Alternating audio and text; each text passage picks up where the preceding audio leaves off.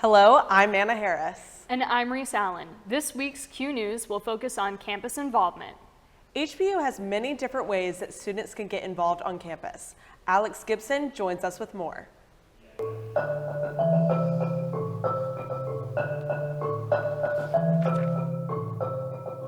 A great way to get more involved on a college campus is by joining different groups, clubs, and organizations.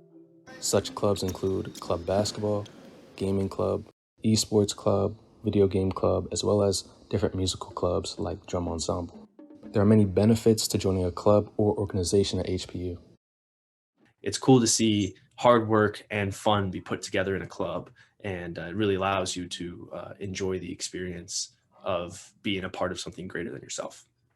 There's the percussion ensemble that puts on some very interesting performances as well. The performances are a really great way for students to present what they've been working on over the whole semester. It's really rewarding to sit up on stage with your friends and play music for an audience. HBU students can find out more about upcoming activities on campus by visiting involved.highpoint.edu and utilizing the page to find out whatever information they may want to know. Here, they can find organizations, attend different events, and track involvement on campus. This was Alex Gibson, Q News. High Point University is helping students get in the Easter spirit with an Easter egg hunt. Here's Alyssa Hefner with more. One of the main clubs on campus that helps with getting students involved is the Volunteer Club, specifically an Easter egg hunt that was held on March 29th from 5 to 8 on the International Promenade. In order to participate, you had to sign up and bring your own Easter egg basket, but each egg you found included some candy, except for a couple special golden eggs, which included a prize for some AirPods, an Echo Dot, tumbler, and more. I got the inside scoop on the golden eggs from the Volunteer Club's president, Aaliyah, along with how the event went and what she did to volunteer. I had to make them really hard to find, and that was really fun and exciting. So once the event started, I helped people get their prizes. So at the front, it was the sign-in. At the back, it was where you would empty your eggs, see what you got, and hopefully you got one of the big prizes. The Volunteer Club partnered with CATS on the Easter egg hunt. Both clubs had their members sign up in order to help run the event. I'm volunteered to work from 7 to 7:30, so I'm looking forward to that. I think because I'm the later. With the COVID-19 pandemic, chapel services on HBU's campus are looking a lot different. There are currently in-person chapel breakout sessions which students can RSVP for. These services are held every Wednesday at 5:30, and they can also be viewed online. Those who attend the breakout sessions can maintain proper social distancing and, of course, must wear masks. Spaces are limited for all these services, and all students from any religious backgrounds are welcome. Communion is also being held Thursdays at noon. To RSVP, go to highpoint.edu. Coming up after this break, more fun ways you can get involved on campus. And how HBU's campus came together to learn about Black culture. Stay with us. Hello everybody, your old pal Grover here with some health tips. Wash your hands throughout the day with soap and water for 20 seconds. Whoa, whoa, whoa, whoa! Oh well. Also, practice physical distance by staying 6 feet away from people in public, and do not forget to wear a mask, and wow! So that is where the soap went. Yeah. Caring for each other because we are all in this together. Welcome back to Q News. In our next story, it looks like David Kleinschuster's having fun on campus. Are getting stressful as High Point University students are drawing closer to the end of the semester, but there is always something fun planned with the campus activity team. Join us next week at the outdoor basketball court by Sling to get creative with t-shirt tie-dyeing. The event will be April 6th from 5 to 8 p.m., so make sure to write it down on your calendars. Also, the following day, April 7th from 2 to 4 p.m., make sure to come with your friends to the Wannock Plaza to enjoy our weekly food truck treats. The food trucks mean a lot to me because they give us a different option to eat on campus. It's really good to have variety every once in a while and to change things up. Please join us this upcoming week at the Wannock Plaza to join your food from 2 to 4 every Wednesday. You can follow the HPU Campus Activity Team on Instagram at HPUCat to catch weekly activity updates. David Kleinschuster, Q News. BSU, BCA, and Diversity Club put on a Melanin meetup to allow faculty, staff, and students to get a chance to fellowship with each other. Food, music, and dancing and fun. Lauren Green has the story. At High Point University, campus involvement is especially important to students. The Black Cultural Awareness Club agrees hosting a Melanin meetup is an excellent opportunity for minority students to bond. So this whole purpose of this event is to not only connect the students together from different minorities and backgrounds and ethnicities, but to also connect the HPU faculty together who are everywhere as well. We're meeting them, we're learning about them, we're seeing how we're connected through academics or through extracurriculars or through just general interests, and those types of things are really going to help to strengthen the community and this fostership of family and friendship. Another goal in hosting the Melanin meetup is to help all students and faculty on campus gain a better understanding and appreciation for Black culture. I would advise everybody on campus to come to these events because it really gave you knowledge and understanding of the African American community, and as well as getting to know our faculty and staff around this community. For me as a student here at High Point, you never had an event like this before. Seeing our Black faculty and staff, the organizations they represent career-wise, and where they are here on campus, it makes me feel supported and know I have somebody to go to on this campus. Getting involved and having fun creates a very friendly atmosphere on campus. This is Lauren Green reporting live from Q News. To find more information on events like this, follow at High Point BSU or at HPU_BCA and at HPU_Diversity Club on Instagram. The fall semester is approaching rapidly for HPU students. Students are currently in the process of selecting courses for the fall 2021 semester. Many students in the School of Communication are waiting to meet with each of their advisors on the 3rd floor of the Communication Building.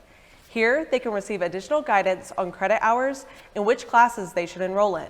There are a variety of courses to choose from, and this is one of the many important decisions students must make. That's all we have for Q News. I'm Reese Allen. And I'm Anna Harris. Coming up after this break is Q Sports with the latest on HPU athletics. Worried your friend's struggling but don't know how to reach out? You could say how are you or get a fake tattoo. You could ask with an app if it works for you. You could write them a text or knit them a sweater. If you can't be together, you could write them a letter. Whatever gets you talking. Whatever gets you talking. You could chat on the game, kick off your flip-flops. You could ask on your couch while you binge watch. However you do it, you gotta ask a friend. And if they don't share, you can ask again. Whatever gets you talking. Whatever gets you talking.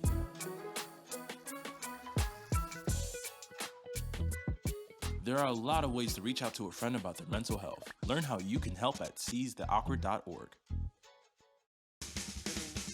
From the Nito Corbin School of Communication on the campus of High Point University, this is Q Sports Update. Good evening and welcome to Q Sports Update. I'm Noah Lewis. And I'm Andrew Macbeth. The end of the season is the best time for a team to get hot.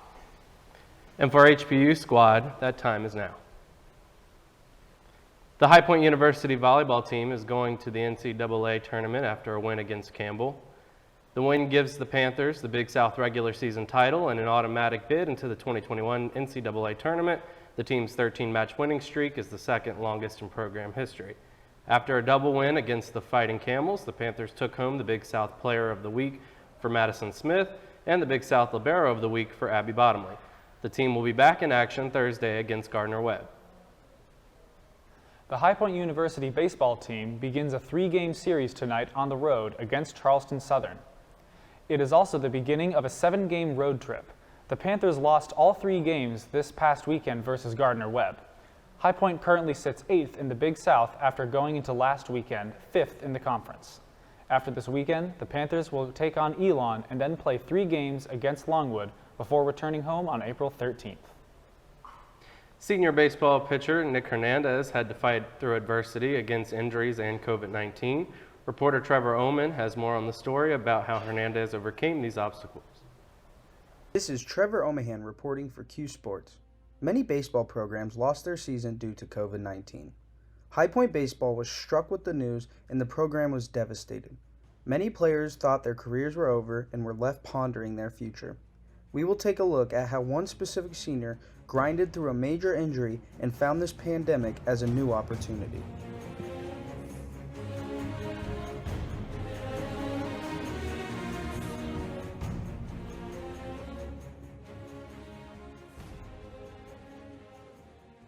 I heard a pop and I felt it tear. So I had to get surgery about 2 months later. And then probably like a month after that, they got the stitches out. Then I went right into physical therapy. Physical therapy went on for 12 months. And then we started a throwing program probably 6 months after I got the stitches out. And then even when I was back after 12 months, my elbow still hurt. You'd still feel it. So, I mean, the recovery process is more like 17th months where you actually feel more back to yourself. Many look at COVID as a bad thing, but some look at it as an opportunity, and here is why for senior Nick Hernandez. COVID hit last spring, and it kind of sucked when it happened, but it did give us, and me and a couple other seniors, an opportunity to come back an extra year, and it gave me an extra year of eligibility back. Also in the off season during summer, I was able to work out, work kind of like with a driveline program, which is weighted balls and stuff, just like get my arm in better shape for the season. So it just provided opportunities that I wouldn't have had if COVID didn't happen.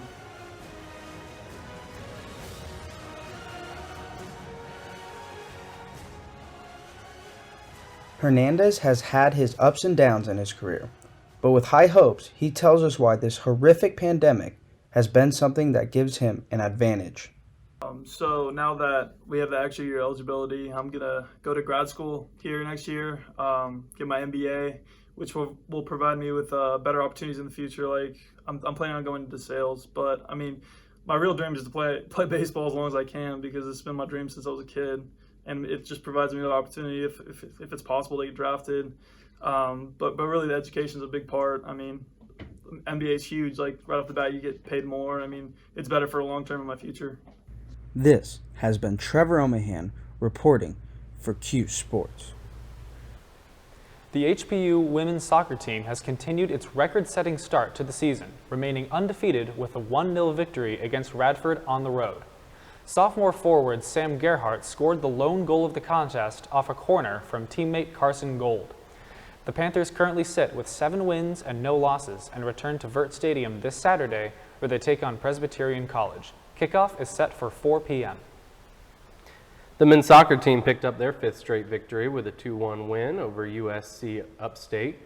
Led by a Bryce from Ashton Perkins, the Panthers are the only team in the Big South without a conference loss, sitting at 6-0. The Panthers return to action Saturday when they welcome Longwood to Burt Stadium. Up next on Q Sports, a big week for HBU track. We'll explain why. Plus, the Panthers women's lacrosse team put the student and student athletes. That and more when Q Sports continues. School is a lot different right now. Some days kids are learning at home with their parents' help, and some days Elmo goes to school. To stay healthy, Elmo wears his mask and stays apart from his friends. That's right. It may be challenging, but remember, when things get tough, to take a slow, deep breath. We are all in this together. Yeah. Come on, Daddy. It's time for school at home. Caring for each other because we are all in this together. The men's lacrosse team lost 17-10 against 20th ranked Richmond on Friday. Kevin Rogers, Asher Nolting, and Dalton Silver scored 3 goals each. The Panthers will return to Vert Stadium for the first time in 49 days when they host Bellarmine on Saturday. A big achievement for the women's lacrosse team. 34 of the players have been recognized as Millis Scholar athletes at HPU for their performance in the classroom. After a long break due to COVID protocols, the Panthers women's lacrosse team will travel to Campbell next Wednesday for its first Big South Conference matchup of the season. The women's golf team competed in the Georgia State Invitational on Monday and Tuesday and finished 9th as a team. HPU's top individual was Samantha Vaudry, who finished first out of almost 90 players. This top-ranked performance is the 4th consecutive top 10 finish for the season for Vaudry, who shot 5 under over 54 holes. The Panthers will return to the course Saturday at the ECU Easter Invitational. The High Point women's track and field team had a big outing at the Texas Relays. Freshman Sydney Horn finished second in the University Elite Women's Pole Vault with a jump of 4.41 meters. Natalie Elliott won the University Women's Pole Vault with a personal best, while Mackenzie Horn came in 5th. The High Point women's pole vault team now has 3 women in the top 20 in the nation. In the women's university 100 hurdle, Niley Facey finished 32nd out of 65 with a time of 14.09 seconds. At the Raleigh Relay, Zoe Geis finished 17th out of 46 in the women's 10,000 meter, with Famke Heinz finishing 22nd and Lindsay Ikes finishing 31st. That's it for another segment of Q Sports. I'm Andrew Macbeth. And I'm Noah Lewis. Thanks for watching.